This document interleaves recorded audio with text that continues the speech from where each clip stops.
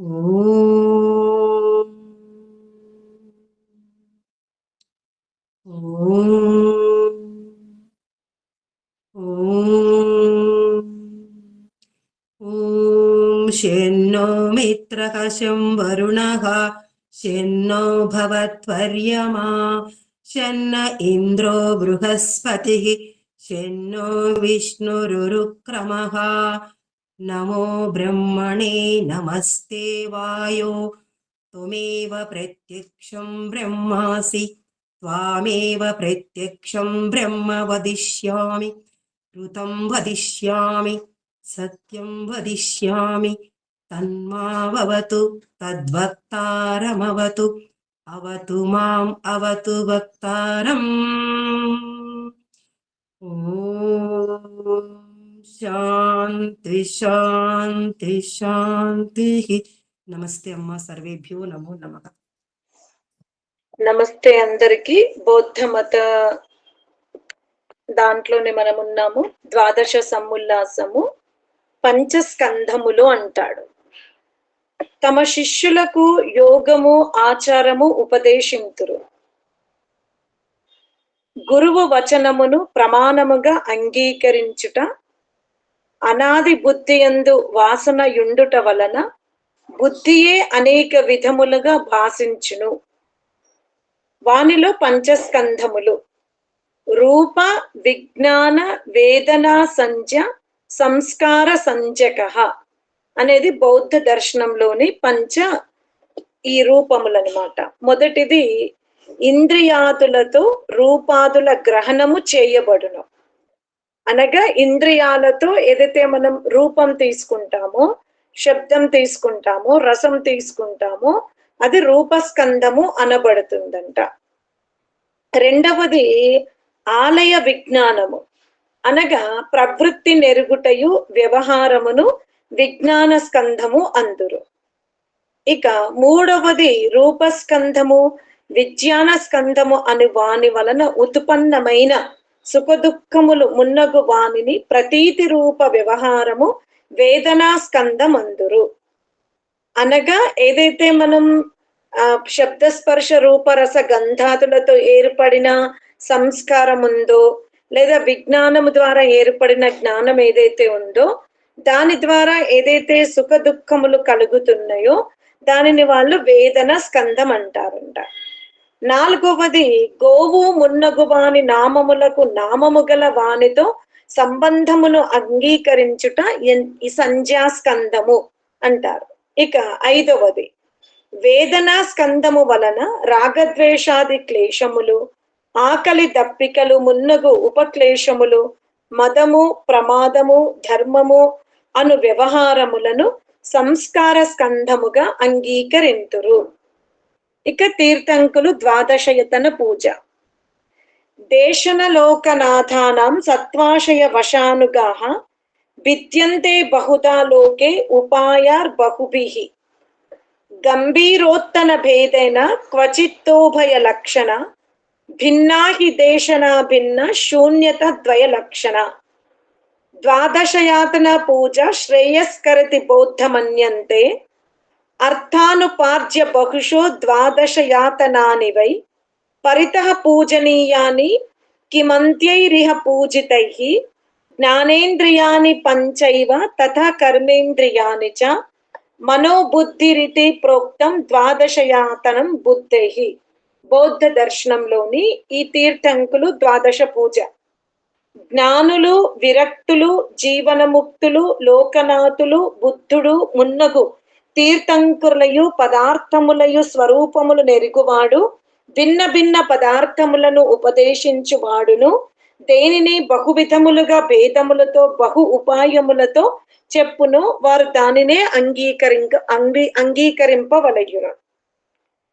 మిక్కిలి గంభీరము ప్రసిద్ధమునగు భేదముతో తక్కువ లక్షణయుక్తములగు కొన్ని ఎడల గుప్తముగాను కొన్ని ఎడల ప్రకటముగాను భిన్న భిన్న గురువులచే ఉపదేశింపబడిన శూన్య లక్షణ యుక్తములను ఉపదేశములను పూర్వము చెప్పిన వానిని అంగీకరించుట. వాళ్ళు ఏదైతే పదార్థమును శూన్యమన్నారో లేదా గురువులు చెప్పినటువంటి పదార్థాలని కొన్ని రహస్యంగా, కొన్ని వ్యక్తంగా వాళ్ళు స్వీకరిస్తారంట. ద్వాదశయతన పూజయే మోక్షము కలిగించినది. ఆ పూజ కొరకు మిక్కిలి ధనాది పదార్థములను స్వీకరించి ద్వాదశయతనం అనగా 12 విధములగు స్థానములను నిర్మించుకొని సర్వ విధముల పూజ ఉనర్పవలయును. ఇతరుని పూజించిన ఏమి ప్రయోజనము అనగా ద్వాదశ పూజనే వాళ్ళు చెయ్యాలంట. మరి అవేవి ద్వాదశ పూజ అంటే తెలుసుకుందాం. 5 జ్ఞానేంద్రియాలు: చెవ్వు, త్వక్కు, నేత్రములు, నాలుక, నాసిక. పంచ కర్మేంద్రియములు: వాక్, పాని, పాద, పాయు, ఉపస్థములు అనగా ఈ 10 ఇంద్రియములు. మనస్సు, బుద్ధి అను ఈ 12టిని బాగుగా సత్కరించుట అనగా వీనిని ఆనందమున ప్రవర్తింపజేయుటనే ఈ బౌద్ధ మతుల యొక్క ద్వాదశ పూజ. వీటిని మనం ప్రసన్నంగా ఉంచుకుంటే సరిపోతుంది అంటారు. ఇక దుఃఖరూప సంసారమున ప్రవృత్తి ఏల. ఉత్తరం: సమస్త సంసారము దుఃఖరూప మగునెడల ఈ జీవునకు ఇందు ప్రవృత్తి ఉండరాదు. నిజంగా ఈ జగత్తున కేవలము దుఃఖమే ఉందా అంటే కాదు, దుఃఖముతో కూడిన సుఖముంది. అందుకనే జీవుడు సుఖము వెనుక దాగి ఉన్న దుఃఖమును చూడడు. యవ్వనములో మనము వార్ధక్యమును చూడం. అందుకనే యవ్వనములో మనకు నచ్చినట్టుగా జీవిస్తాం, కానీ దాని ఫలమంతా మనం వార్ధక్యములో అనుభవించవలసి ఉంటుంది. అలానే ఈ సృష్టిలో కేవలం వార్ధక్యం ఉందా అంటే లేదు. బాల్యం ఉంది, శైశవం ఉంది, యవ్వనం ఉంది, కానీ వార్ధక్య దుఃఖము కూడా ఉంది. ఇది మనం తెలుసుకోవాలి. లోకమున జీవుల ప్రవృత్తి ప్రత్యక్షముగా చూడబడుచున్నది. కావున సమస్త సంసారము దుఃఖ రూపమన చెల్లదు. కాని ఇందు సుఖము దుఃఖము రెండు ఉన్నవి. మరియు బౌద్ధులు సంసారమును దుఃఖ రూప అను సిద్ధాంతము నమ్ముదురేని అన్నపానాదులను గ్రహింపనేలా పథ్యము ఔషధ సేవనము చేసి శరీర రక్షణమున ప్రవృత్తులై సుఖమును ఎలా అనుభవించుచున్నారు? మేము ప్రవృత్తుల మగుతుము, కానీ దీని దుఃఖమనియే అంగీకరించి మందురేని ఇట్లనుట సంభవము కాదు. ఏలయన జీవుడు సుఖమును ఎరిగి ప్రవృత్తుడు, దుఃఖమునెరిగి నివృత్తుడగును. లోకమున ధర్మక్రియ, సత్సంగము, విద్యాదుల శ్రేష్ఠ వ్యవహారములన్నీయు సుఖకారకములు. వీనినే విద్వాంసుడును దుఃఖకారములుగా అంగీకరింపుడు. అంటే లోకములో ఏదైతే సత్సంగం ఉందో, మనం విద్యను గ్రహిస్తామో, మంచి వ్యవహారం చేస్తామో అది సుఖం. మరి బౌద్ధులు దేన్ని దుఃఖం అంటున్నారో అది వాళ్ళు ఆలోచించాలి. పంచస్కంధములు కూడా పూర్తిగా అపూర్ణములే. ఏలయన ఇట్టి స్కంధములను విచారింపసాగిన ఒక్కొక్క దానికి అనేక భేదములు కావచ్చును. తీర్థంకురులను ఉపదేశకులుగాను లోకనాథులను గాను అంగీకరించుచున్నారు. మరి నాథులకు నాథుడు అనాది అయిన పరమాత్మని ఎందుకు అంగీకరింపరు? అటులైన ఈ తీర్థంకులు ఎవని నుండి ఉపదేశములను పొందిరి? స్వయముగానే ఉపదేశమును పొంది అందురేని ఈ కథనము కూడా అసంభవమే. ఎందుకంటే జీవాత్మకు సహజ జ్ఞానము కంటే నైమిత్తిక జ్ఞానములోనే వికాసం ఉంది. మరి ఎవరైతే తీర్థంకులు బౌద్ధ మతాన్ని వ్యాప్తింపజేస్తున్నారో, శాంతియుక్త జీవితంని వాళ్ళు ప్రచారం చేస్తున్నారో, మరి ఎవరిని దృష్టిలో పెట్టుకొని అనేది ఇక్కడ మనం ప్రశ్నించుకోవాలి. అర్థమైందా? కారణమేమన కారణము లేక కార్యము కలుగదు, లేక వారి కథనమును అనుసరించి ఇట్లే అయినదనిన ఇప్పుడును వారి నుండి చదవకయే వినకయే చదివింపక వినపింపకయే జ్ఞానుల సత్సంగము చేయకయే జ్ఞానులెందుటికి అగుటలేదు. కావున ఆ కథనము సర్వతా నిర్మూలము, యుక్తి శూన్యమును, సన్నిపాత రోగి కలవరింపలు తప్ప మరియొండు లేదు. ఒకవేళ జీవాత్మకు సహజ జ్ఞానం అయితే నేడు కూడా అందరికీ సహజంగా జ్ఞానం లభించాలి కదా. అలా లభించడం లేదు అంటే ఏమిటి? తప్పకుండా ఎవరో ఒక గురువు ఉండాలి. ఆ గురువు ఉంటేనే మనకు జ్ఞానం లభిస్తుంది.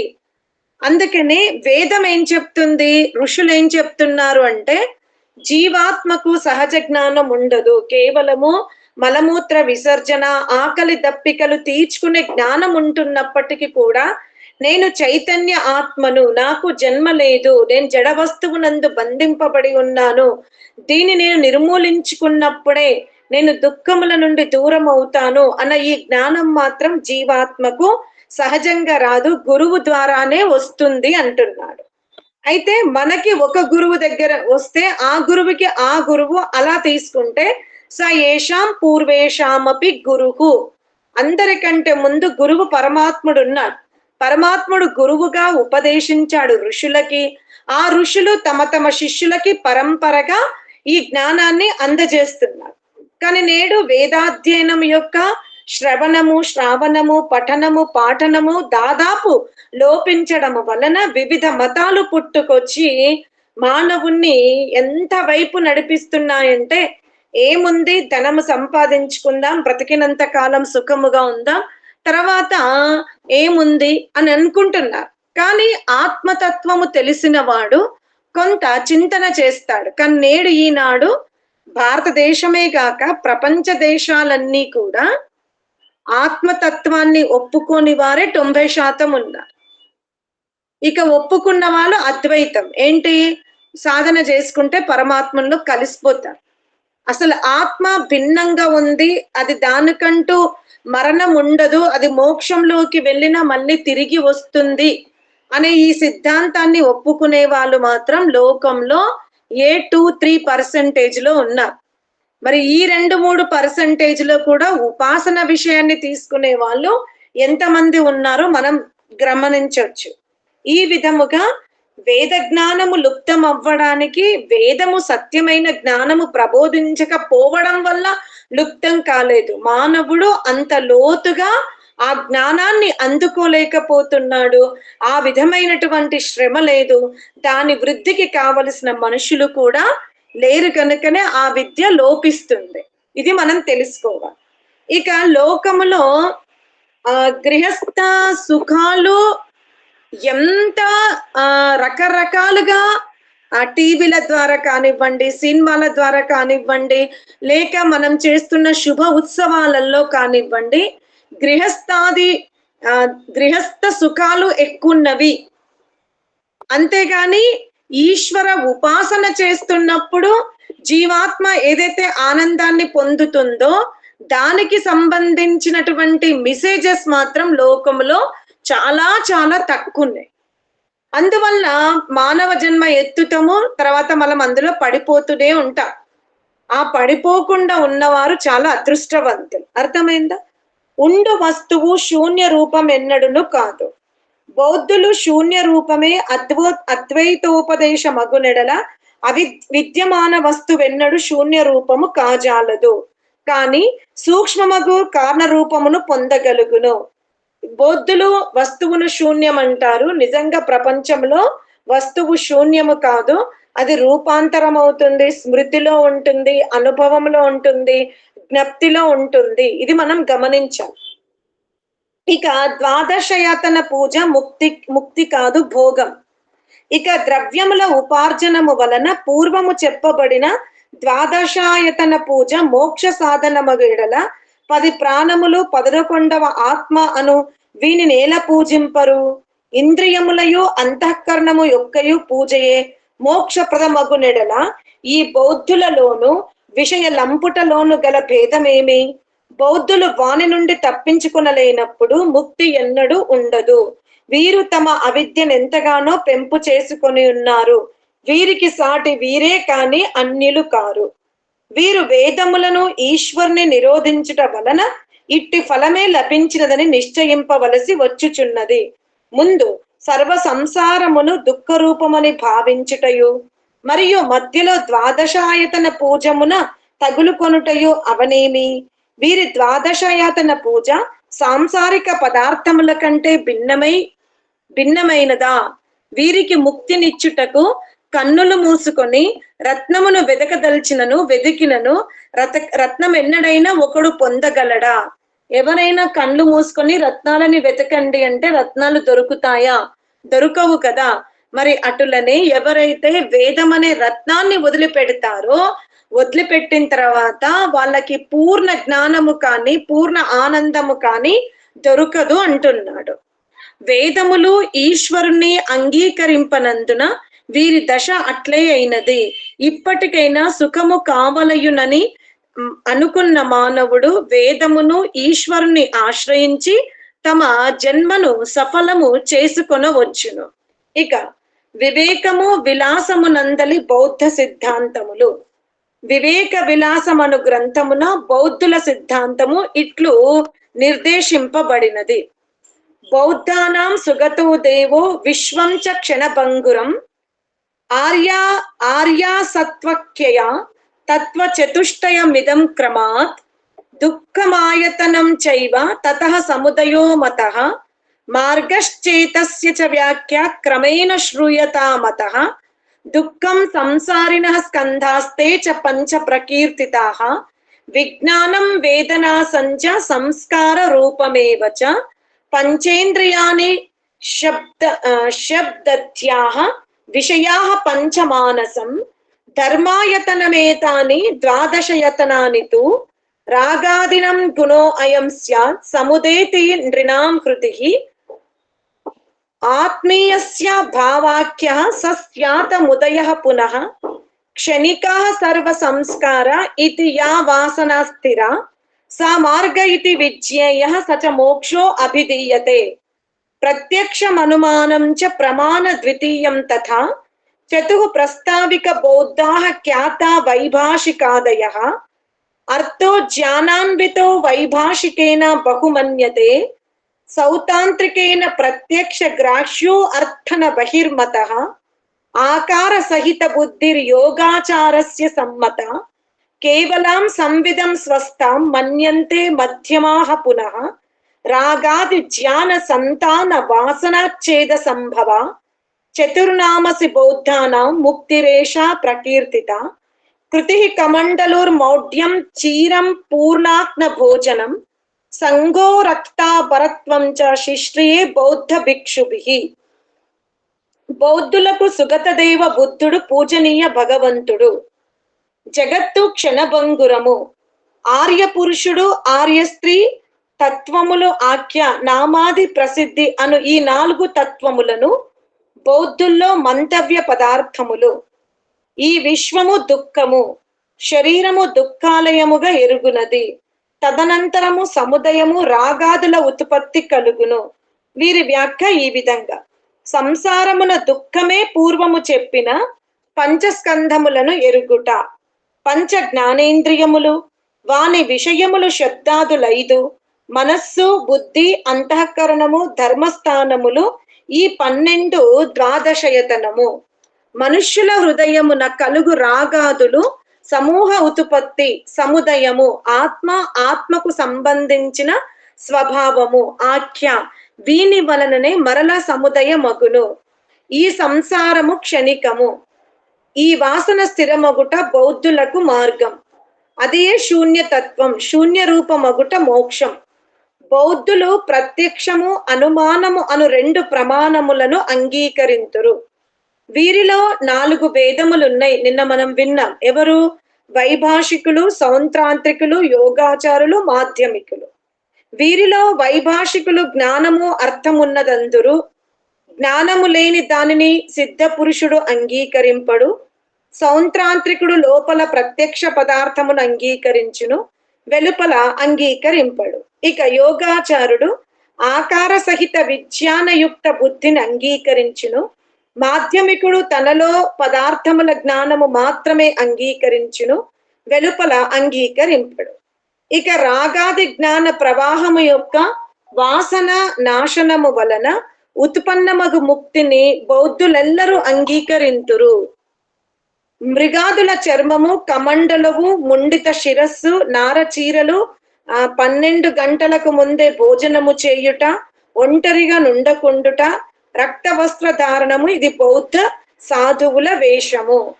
వీరు ఎవరైతే బౌద్ధ సాధువులు ఉంటారో వీరి యొక్క వీళ్ళు ఈ విధంగా తీసుకుంటారు.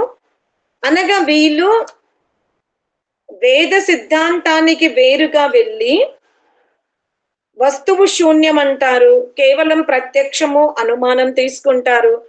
ఇంద్రియాల వరకే వెళ్ళిండు, ఆత్మ వరకు వెళ్ళలేదు, పరమాత్మని వరకు కూడా వీళ్ళు వెళ్ళలేదు అని మనం గ్రహించాలి. ఇంతటితో ఈ రోజు ఈ సత్యత ప్రకాశాన్ని ఆపివేద్దాం. ఓం.